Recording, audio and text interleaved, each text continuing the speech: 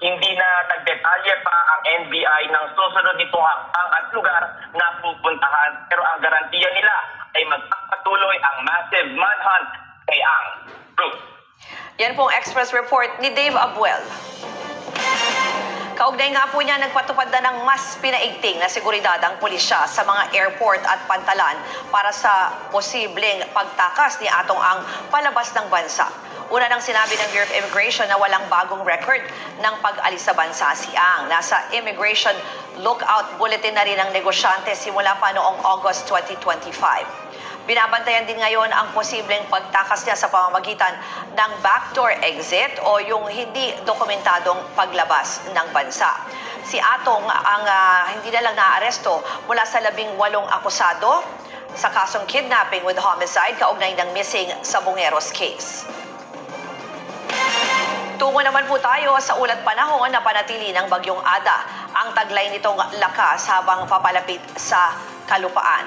At para po sa iba pang detalye, ihahatid sa atin yan ni News 5 weather frontliner Alvin Pura. Alvin, nasaan na ba itong Bagyong Ada at saang lugar ito nagpapaulan na sa ngayon? Magandang hapon, Ruth. Magandang hapon, Ruth, at magandang hapon sa ating mga kapatid. Ito pong Bagyong si Ada ay huling namata ng Pag-asa sa layong 420 kilometers east ng Surigao City. Diyan po sa may Surigao del Norte, yan po ay nandito pa sa dagat at unti-unti na rin po yan lumalapit sa ating landmass o kalupaan. Ang Bagyong Ada ay may taglay na lakas na hangin na nasa 55 kilometers per hour malapit sa kanyang gitna at kung minsan may mga pagbugsong umaabot sa 70 kilometers per hour. Ito po ay nasa tropical depression category pero inaasahan pa natin ang unti-unting paglalakas nito habang binabaybay itong eastern section ng ating bansa at posibleng umabot sa hanggang tropical storm category ngayong araw.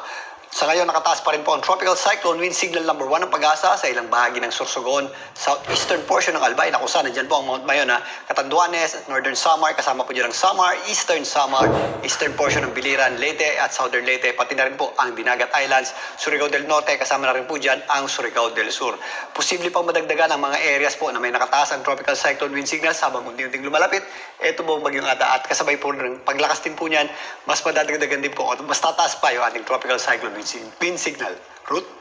Alvin, kailan ba at saan posibleng mag-landfall ang Bagyong Ada? Ito ang Bagyong si Ada ay kumikilos pa west-northwestward patungo dito sa direksyon ng Visayas sa bilis na 10 kilometers per hour. Ito po ay inaasahan natin na dumikit o bumaybay ng napakalapit dito sa Eastern Visayas at Bicol region mula Friday hanggang sa darating na Sabado. So bukas hanggang Sabado, yan po ay malapit na dito sa ating landmass o kalupaan. After po niyan, may possibility po itong mag-recurve.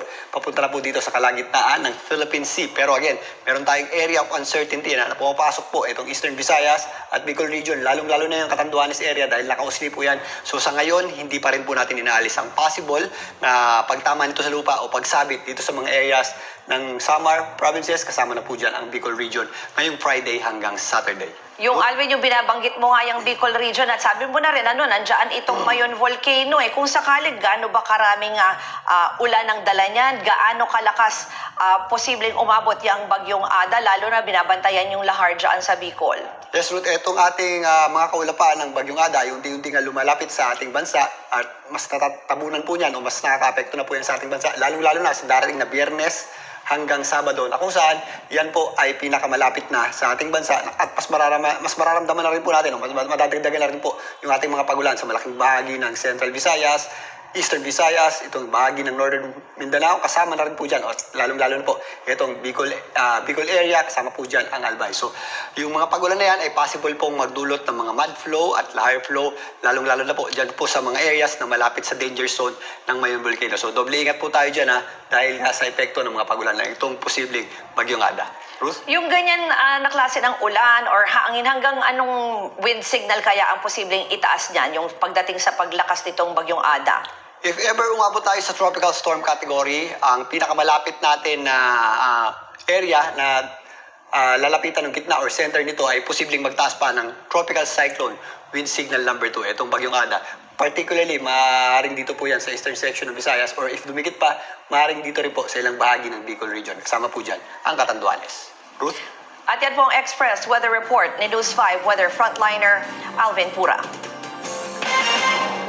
Sa ibang balita, kinumpirma po ni Baguio City Mayor Benjamin Magalong na may ilang records ang natupok sa nangyaring sunog sa opisina ng DPWH Cordillera kahapon. Ayon kay Magalong, pasado alas 5 kahapon ang sumiklab ang sunog sa unang palapag ng nasabing opisina. Sa ngayon, hinihintay pa nila ang resulta ng investigasyon ng Bureau of Fire Protection. Magsasagawa rin daw ng hiwalay na investigasyon ng BFP Central Office sa nangyaring insidente. Samantala, nakausap na ng alkalde si DPWH Secretary Vince Dizon. Tungkol dito, agad daw inutos ng kalihim na i-secure agad ang lugar. Nag-usap na ako kami ni Secretary Vince habang ongoing yung fire. Pinasecure ko na ako kanina ay kagabi. Pinagbawal na po namin pumasok yung mga DPWH doon. Sa Presinto 5, pasintabi po sa aming ibabalita na tuhog ng bakal ang baba ng isang senior citizen sa Quezon City. Kumukuha lang daw ng dahon ng malunggay ang biktima nang bigla itong mahilo at mapaluhod. Yan po ang Express Report ni Mon Gualvez, exclusive. Tumusok sa baba at lumabas sa bibig ang bakal na bakod sa Novaliches sa Quezon City. Paanong napunta sa ganyang sitwasyon ng 65 years old na ginang? Last na. Ganyan nang nadatna ng mga tauhan ng Bureau of Fire Protection at Quezon City Rescue Team ang biktima kahapon ng umaga. Agad binentahan ang ulo ni nanay habang patuloy siyang kinukumusta ng rescuers. Umabot pa ang bakal sa gilid ng kanyang ilong kaya nakanana lamang siya habang ginagawa ang rescue operation. Buti na lang, hindi natusok ang kanyang dila. Ganun mo yung kamay mo, yung mata mo, yan. Good job. Maingat, kalkulado at dahan-dahang pinutol ng mga otoridad ang bakal na bakod. Iniiwasan nilang mahugot ang nakatusok na bakal sa matanda. Maraming pwedeng mangyari. So, unang-una, dadagdagan natin yung pain na nararamdaman ng pasyente. And then, pwedeng mas malala yung mangyari kapag hinugot natin. Kaya ang ginawa, tinibag ang semento kung saan nakadikit ang railings. Dito na maririnig na tumadaling ang biktima kapag natatamaan ng nakatusok na bakal. Tumagal ng 20 minuto bago tuluyang naalis si nanay kasama ang mismong bakod na nakatusok pa rin sa kanya. Base sa investigasyon, pauwi na ang biktima nang mapadaan sa kapitbahay at humingi lang ng tanim nitong malunggay. Ito yung hawak-hawak pa nga ng biktima sa kasagsagan ng pag-rescue sa kanya. Bali na yung isa, bumalik po ulit siya. Pag ganun niya, ito, natumupi na ganun na siya. Bakit siya napaluhod? Siguro Bakit mo siya nahilo napaluhod? Nahilo siya. Kwento ng may-ari ng bahay, halos wala ng araw dahon itong tanim niyang malunggay. Pero pinilit daw hutukin ng biktima yung sanga nito para makakuha ng iilang talbos ng malunggay bago siya na aksidente. Agad namang isinugod sa ospital ang biktima. Doon tinanggal ang bakal na nakatusok sa kanya. Pero patuloy pa rin siya nagpapagaling sa ngayon. Paalala ng Bureau of Fire Protection, sakaling mangyari ang ganitong insidente na may tumusok sa bahagi ng katawan, huwag daw ito basta-basta huhugutin. Una is stabilize lang natin yung victim. Mahalaga na hindi siya basta-basta gumagalaw. And then, tumawag agad tayo ng tulong sa otoridad. Nagbabalita mula sa frontline, Mon Gualvez, News 5. Huwag kang gano'n.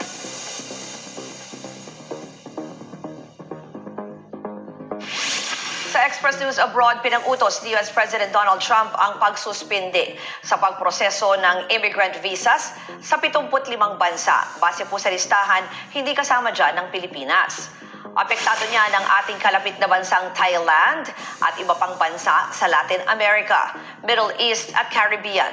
Kasunod ito ng direktiba sa US diplomats na siguruhing may sapat na pera ang visa applicants at hindi aasa sa subsidiya ng gobyerno kapag mananatili na sila sa Amerika. Higit 100,000 na visa na ang binawi ng US State Department simula nang maupo si Trump noong isang taon. Maliban sa visa crackdown, nagbabala rin si President Trump na babawiin ang citizenship ng sinumang naturalized immigrant na mapapatunayang magnanakaw sa kanilang bansa. Marami pang aabangang balita sa pagbabalik ng Frontline Express.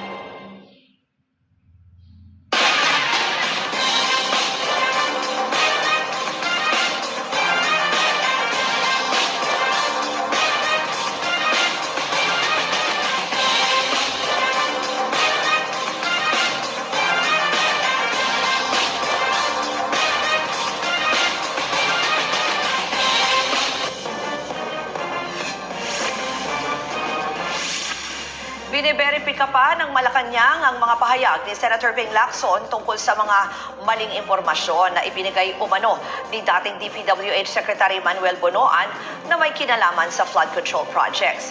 Git pa ng palasyo, kailangan daw makabalik ng bansa ni Bonoan para sagutin ang mga akusasyon.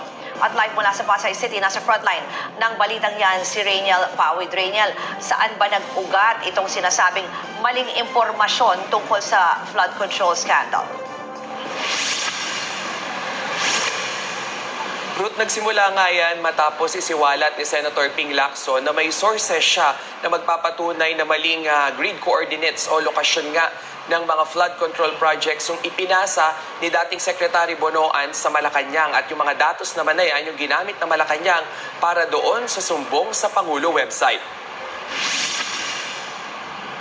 Naging matipid nga ang komento ng palasyo matapos ibunyag ni Senator Ping Lacson na umano'y false info na inilatag ni Secretary Bonoan sa Pangulo. Libo-libong maling grid coordinates ng flood control projects daw ang isinumite ni Bonoan sa Pangulo. Dahil dyan, umabot sa higit 400 na inspection flood control projects sa bansa ang nakuhanan ng maling datos. Sabi ni Palace Press Officer Undersecretary Claire Castro, tanging si Bonoan ang makakasagot sa mga aligasyon. Pakinggan natin ang pahayag ni Yusek Claire Castro. Sa ngayon po, bine-verify pa rin po kung anong mga nasabi po ni Senator Lacson. So, hindi pa po tayo makakapagbigay ng detalye at kailangan po namin ma-verify lahat po ito. But I cannot speak for former Secretary Bonoan. So, hindi ko po alam kung anong mga sinabi niya at kung anong pinangako niya. At kailangan lang po siya talaga makabalik sa Pilipinas. Bukod kay Bonoan, pursigido rin ang palasyo na pauwiin sa bansa ang iba pang mga sangkot sa anomalya sa flood control. Kabilang nga riyan si dating Representative Saldico. Makikipag-ugnayan daw ang gobyerno sa Portugal at sa Interpol para sa pagpapabalik bansa nga niko. Ruth, balikan naman natin yung dito kay dating Secretary Bonoan. Sinabi ni Senator Ping Lacson na posibleng cover-up lang itong ginawang ito ni Bonoan dahil kung magiging mali nga raw yung mga pupuntahan o yung mga grid coordinates doon sa flood control projects, kung umabot man sa 4 o 5 na flood control projects, yung maling mapuntahan ay hindi nga raw mapapanumbalik o mapapatatag yung tiwala ng publiko doon sa sumbong sa Pangulo website. Ito naman si Bonoan ay umalis sa bansa nitong November 11 nitong nakaraang taon at babalik sana ng December 17. Pupunta nga ng Amerika para lang samahan yung asawa na magpapagamot. Pero hanggang sa ngayon ay hindi pa ito nakakabalik. At sabi naman ni Senator Ping ay posible na padalan nga nila ito ng sabpina at kung hindi naman na a-attend ito sa mga hearing ay posibleng mapadalan din siya ng warrant of arrest. Nakikipag-ugnayan na rin daw yung gobyerno ngayon doon naman sa counterpart nito sa Amerika para may monitor na nga yung galaw ni Bonoan doon. Ruth. Yan po ang Express Report ni Rainiel Pawid. Nangako si Pangulong Bongbong Marcos na pananagutin ang mga nasa likod ng pagguho sa landfill sa Cebu City. Pumunta sa Balamban, Cebu ang Pangulo ngayong araw para sa naming ceremony ng isang barko. Bago simula ng programa, nag-alay muna siya ng maikling katahimikan para ipagdasal ang mga namatay sa landfill. Sa huling tala ng mga otoridad, umabot na sa 22 ang bilang ng mga nasawi, 14 ang nawawala at 18 ang sugatan. Sabi ng Pangulo, bibigyan ng tulong ang mga kaanak ng mga biktima. Please be assured that the government is taking all necessary measures to ensure safety, transparency, accountability, and compassionate assistance. Burial support and other forms of aid are now being directed to those who have been affected by this tragedy. Nanawagan ng mga pamilya ng mga nawawalang sabungero sa negosyanteng si Atong Ang na sumuko na. Giit ng kapatid na isa sa mga biktima na si Ryan Bautista, dapat harapin ng negosyante ang mga kaso na isinampalaban sa kanya.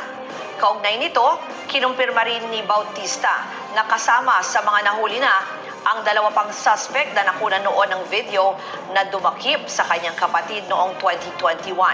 Ito ay matapos mag-issue ng arrest warrant ang korte laban sa mga sangkot sa kaso. Malaking development daw ito para sa pagkamit nila ng hustisya. Kay Mr. Atong Ang, Total, sinasabi mo inosente ka.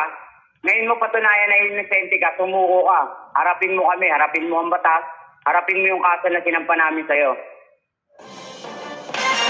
Nakahanda na raw ang BJMP sakaling ma-turn over sa kanila si Atong Ang at iba pang akusado sa mga nawawalang Sabongero case. Ayon kay BJMP spokesperson at Jail Superintendent J. Rex Bustinera, sakaling iutos ng korte, ang pinakamalapit na paglalagyan na detention facility para kay Ang ay ang Santa Cruz District Jail sa Laguna. Meron daw itong 4 na selda kung saan nasa 4.7 square meters ang inilalaan sa kada PDL. Bagamat lagpas na raw sa congested rate ang naturang pasilidad, nakahanda silang sumunod sa iuutos ng korte. Marami naman ho tayong nakukulong din dahil sino pa ho yan na high profile. Tinatanggap po ng BJMP yan. At basta ho may court order.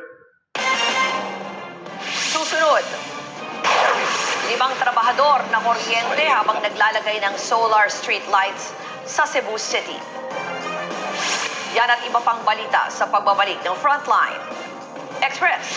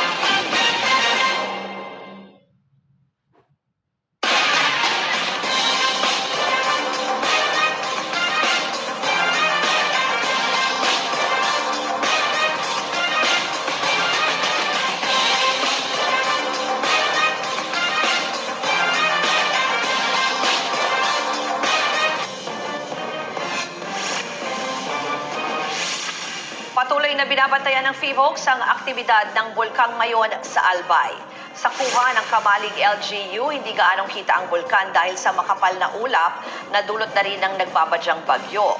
Ayon nga po kasi sa Pag-asa, posibleng mag-landfall ang bagyong Ada sa Bicol Region. Kaya may posibilidad na magkaroon ng lahar flow o pagragasa ng lahar mula sa bulkan. Sa tala ng PHIVOLCS na nakalipas na magdamag, umakyat sa 207 ang rockfall events. 27 ang inilabas nitong pyroclastic density currents o uson at 987 na tonelada naman kada araw ang binubuga nitong asupre. Nananatili sa alert level 3 ang Mayon na patuloy sa pag-aalboroto. Mahigpit pa rin pinagbabawal ang pagpasok sa 6-kilometer radius danger zone.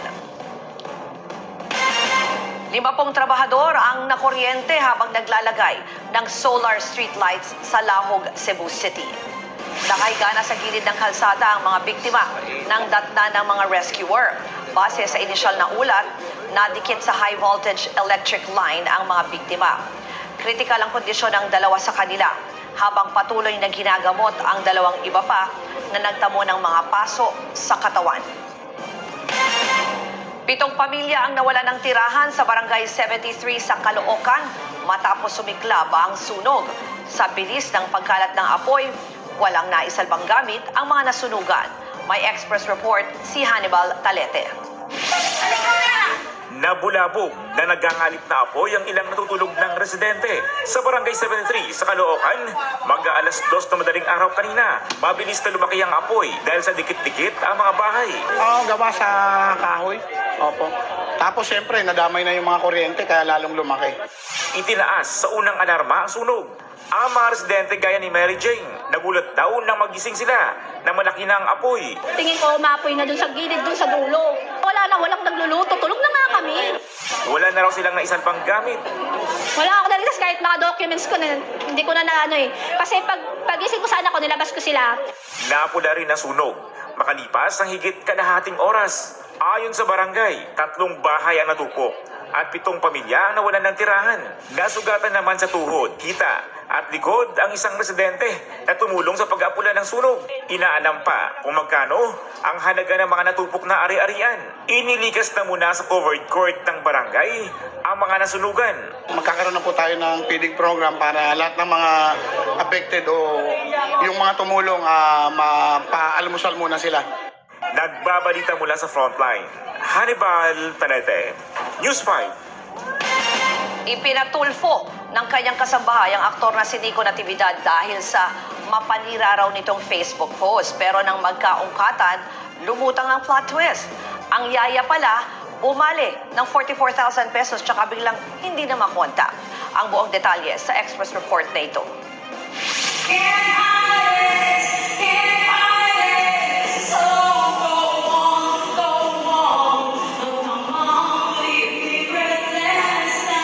Kakulitan pa ng actor-host na si Nico Natividad sa content sa social media, si Mary Ann Baginan na yaya ng kanyang anak. Kaya naman hindi raw akalain ni Nico na aabot sila sa pagpapatulfo.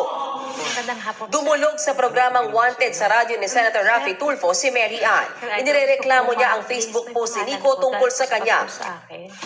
Sa nasabing post, ipinakita ni Nico ang screenshot ng account ni Mary Ann. Sinabi niyang hindi na raw konektado sa kanila si Mary Ann. Bumali o nag-advance daw ng 4 na buwang sweldo si Mary Ann.